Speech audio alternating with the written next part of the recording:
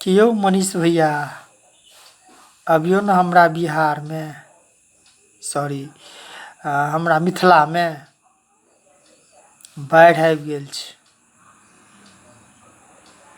बड्ड बुरा हाल छै। एकटा वीडियो की दू चारि गो वीडियो बना देतियै तऽ कनी निदान भऽ जेतै कि अहाँके जे आवाज छै ने बड्ड ऊपर तक जाइ छै,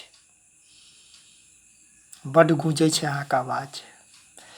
अभिनव भैयाके सेहो कहै छनि ओहो आबैत।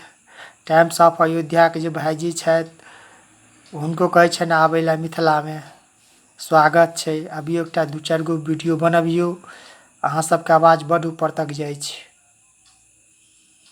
शिवेश मिश्रा भाइजी छथिन हुनको कहै छनि आबै लए अबियौ, अहाँ सबके आवाज बहुत दूर दूर तक जाइ छै। इंतजार छै अबियौ मिथिलामे। ई 4-5 गो जे जिला छै ने बड़ तबाही मचेने छै, जकर कोनो उपाय नहि छै। अहाँ सब एबै तऽ किछु मिथिलाके छै से भला भऽ जेतै। अबियौ जरूर, अहाँ सबके इंतजार छै, आशा यऽ अहाँ जरूर एबै।